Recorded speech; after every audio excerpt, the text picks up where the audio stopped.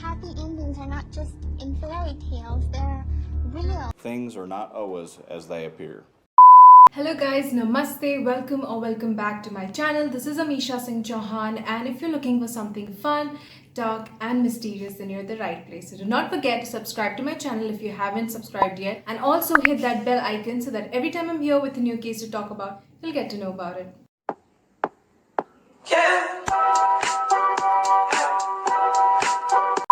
So today we will be talking of the murder of Didi Blanchard, also known as the famous case of Gypsy Rose. A lot of you might have heard about this case previously, and this is one of the cases where it literally forces you to think about, struggle with your brain and to come to a conclusion as to which side you're actually at. So without further ado, let's start with the case. So, Didi and Gypsy Rose, they used to live in Springfield, Missouri in United States of America. So, what happened is that on 15th of June 2015, a Facebook status was updated on their Facebook account. They had a combined Facebook account and it said the biatch is dead. Yes, so immediately there were like a lot of comments from their friends and from people around the neighborhood. They were really concerned because Gypsy Rose had some medical conditions. Let's just stick with some right now. So Gypsy Rose had medical conditions and they were really worried as to what was happening over here. Everybody felt really protective towards both of them, the mother and the daughter. So there were like comments asking about what kind of movie are they watching because they thought that it was related to that. And there were other people who were really worried and they were kind of panicky because this was just not Didi and it was not her personality to, throw out such cuss words. So then the people, like the neighbors and the friends, they started calling her on her phone and she would not pick up, like Didi would not pick up anybody's phone. They were really worried by this time. So then they decided to go to her place. Now when they arrived over there were already a lot of concerned friends waiting over there to see what was happening. Now among them was Kim Blanchard and David Blanchard. And no, they are nowhere related to Didi or Gypsy. They were like just close friends of them. So they noticed that Didi's van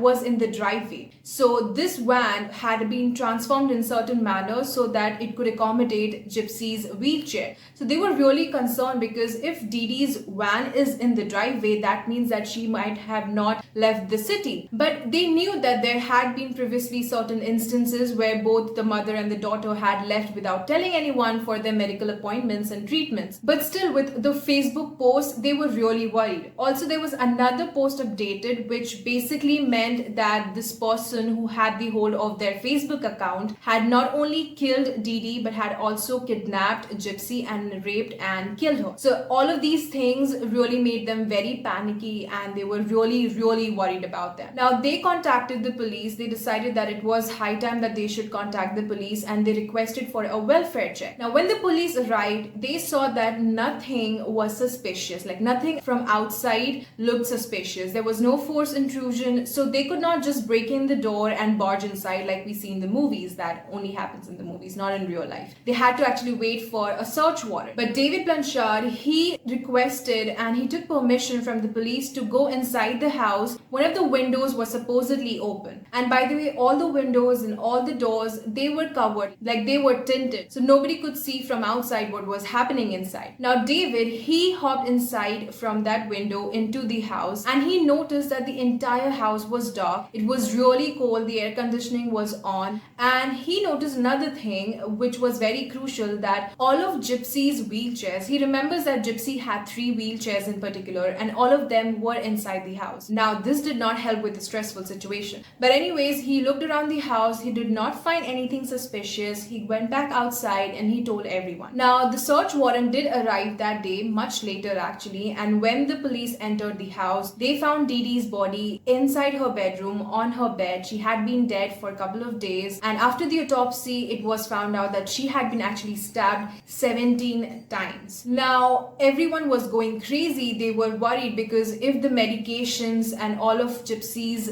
stuff, medical stuff like oxygen tank, her feeding tube, her wheelchairs were inside the house, then that means that this perpetrator not only entered the house, killed Didi, but had actually kidnapped Gypsy and might have done something really terrible with her. Now the very next day there was a fundraiser started, GoFundMe, by Kim, and this was for, to cover up all the funeral expenses for Dee Dee and probably Gypsy as well. Now, in this crowd of friends and neighbors was this particular girl. Her name is Alia Woodmansey. I'm hoping that I'm pronouncing her name right. So anyways, Alia was one of just very few friends of Gypsy. Gypsy was not allowed to interact a lot with people. She wouldn't go to school. She was homeschooled from a very young age. So Alia was like an older sister to her and kind of a best friend. Now, Alia had this one particular information, but she was very uncertain if it could be of any help to the police. But anyways, while they were investigating, she just went to a police officer and she told that she knew about this particular secret online boyfriend that Gypsy had. Gypsy also had a Facebook account with him, and Alia had all the printouts of these messages and these posts which she handed over. Now, from these printouts came out the name of the secret boyfriend, whose name is Nicholas Gordjon. Now, when the police got the name Nicholas Gordjon, they also requested Facebook to get the IP address from where the posts were made, and it also concluded that IP address was registered by the name of Nicholas Gordjon and the address located was in Wisconsin. So a team immediately arrived at Nicholas's house. He used to live with his parents, and Gypsy was also in the very same house. Everything went smooth. There was no chaos or anything of the sort. They just calmly, smoothly surrendered. Now immediately they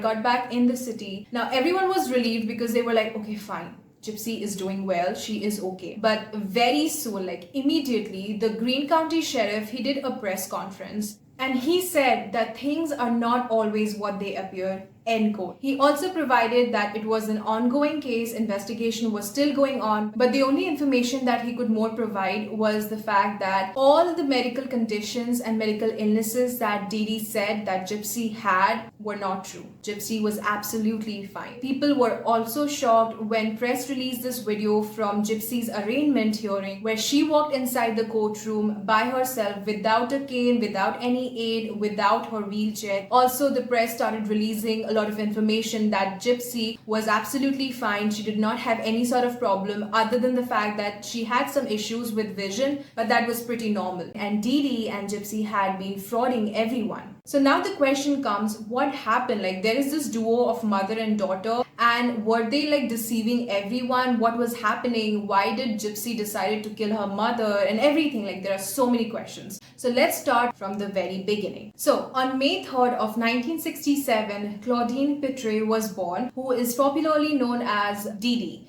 Now, Dee Dee was among the 5 siblings of her family, the youngest actually. And from a very young age, she was like smothered by her mother. Her mother would dote her and she was very overprotective, like very overprotective. I don't know if that is grammatically right, but you're getting my point over here, right? Also, she would oftentimes steal stuffs from her family and people around, especially in the cases where things would not just go the way she wanted to. She also worked as a nurse's aide. Now, it is said that it is suspected that in 1997, when her mother died, it was because of Dee Dee, because she had actually starved her own mother to death. Again, it's a suspicion, there is no evidence. Now, when Dee Dee was 24 years old, she was dating the 17-year-old boy whose name is Rod Blanchard, and one day she finds out that she is pregnant. She was pregnant with Gypsy Rose. So Rod, he decided that so as to make everything proper and fine, he decided to marry Dee Dee. But just before Gypsy's birth, he realized that he had married for all the wrong reasons. So he got separated and he divorced. Now, after which, Dee Dee, along with her newborn baby Gypsy, who was absolutely fine and absolutely healthy after her birth, shifted with her father. Now, things were still not easy at home with father and stepmother. So it is believed, again, a speculation, but the family is pretty much sure that it did happen. So everyone in the family believes that Dee Dee was actually poisoning her stepmother with Roundup weed killer, which led to her stepmother's health downfall. Like, she was terribly sick. It came to a point that people were expecting her death. So you can only imagine how terrible the situation is. But when Dee Dee moved out of the house, we'll come as to what was the reason. Stepmother was back to healthy. She was doing fine. So that did add up to the speculation that it was Dee Dee who was actually poisoning her stepmother's food. Now, what was happening in the family was that Dee Dee would get arrested for minor crimes. Now, she would also get credit cards in the name of her father and her brothers and, her relatives, which really pissed off everyone. Obviously, people would get mad at this, right? She did not have a job. Another thing that really bothered her family members was the way she was treating Gypsy. When Gypsy was 3 months old, Dee Dee told her father, Rod, that Gypsy was having sleep apnea. This meant that they would spend a lot of time, like Dee Dee and Gypsy would spend a lot of time in the hospital where she would be monitored, she would be checked up. But doctors concluded that there was no issue with Gypsy as to such, and she was absolutely fine. She was a healthy baby. But Dee Dee was pretty much sure that her daughter had something terrible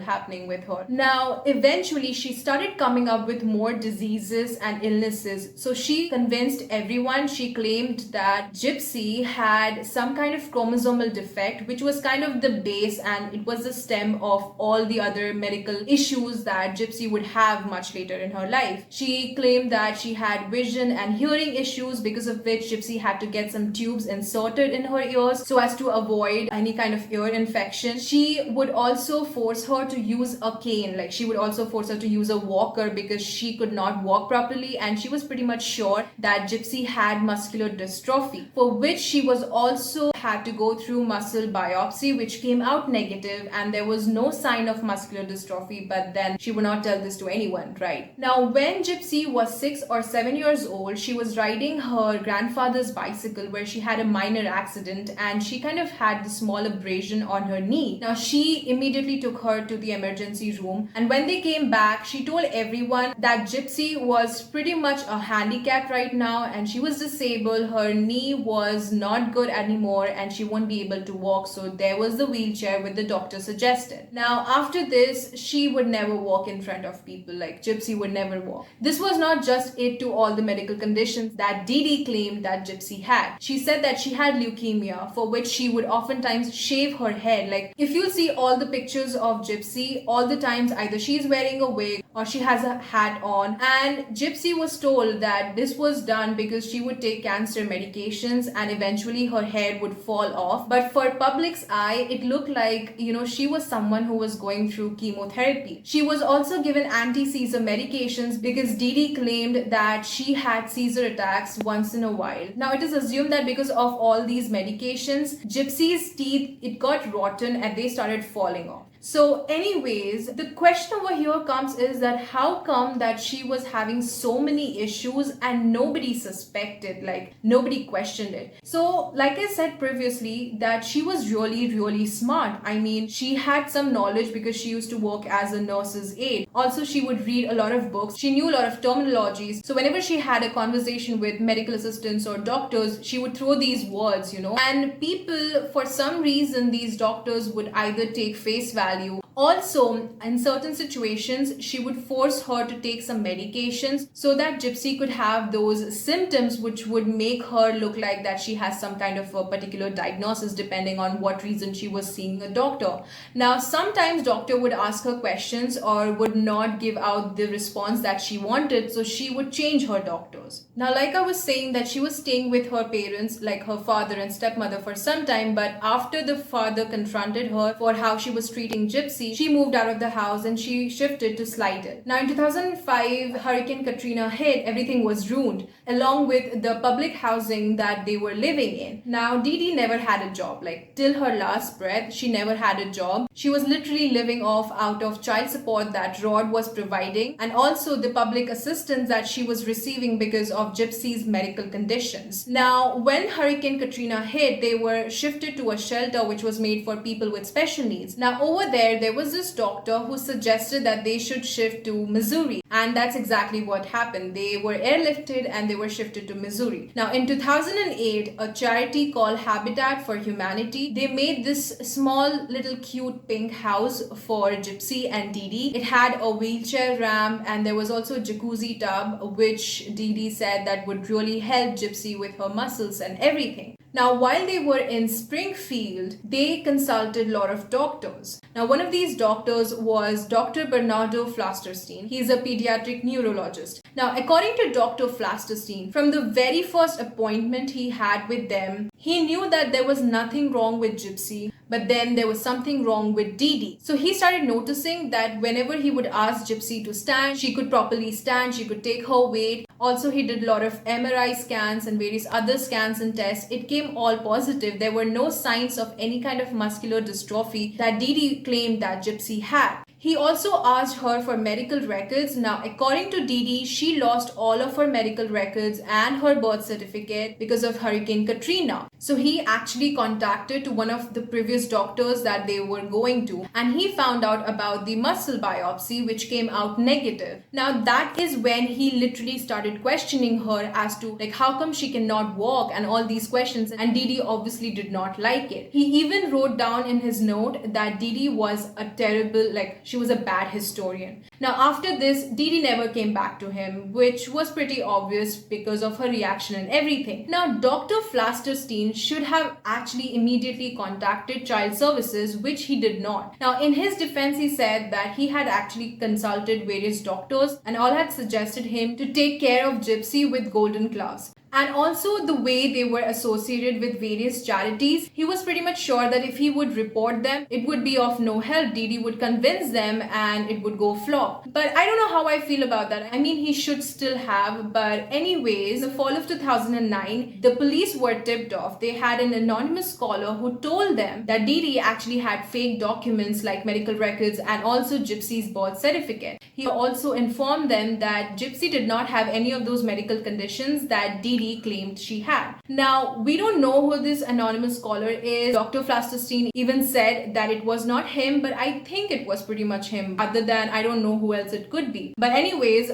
police arrived for a wellness checkup, and when they questioned her about these fake documents, Dee Dee convinced them by saying that Rod, her ex-husband, was very abusive. He was a drug addict. So as to keep a safe distance from him and for not to let him find them, she made all these fake documents, which convinced the police, obviously. Also, the sad thing is that they never really counter-questioned the father over here. And the father was really there. He was not physically there because Dee Dee would not allow that, but he would send off $1,200 every month as child support, call her on birthdays. And there was this strange incident that on her 18th birthday, Gypsy's 18th birthday, when he called to wish her, Dee Dee said that don't tell her it's her 18th birthday. She believes that it's her 14th birthday because she said, she told everyone that Gypsy had a mental capacity of a 7-year-old because of the brain damage she had because she was born premature. So he found the situation weird, but anyways, he did not have any reason to doubt the credibility of the mother over here. So he just went along. Now, Gypsy had access to internet. That was her only escape probably. So oftentimes she would use her mother's computer. She also made fake accounts on Facebook, and she joined this Christian dating site where people would often meet and probably date. Now, over there, somewhere in 2012, she met Nicholas Godjohn. They literally hit it off.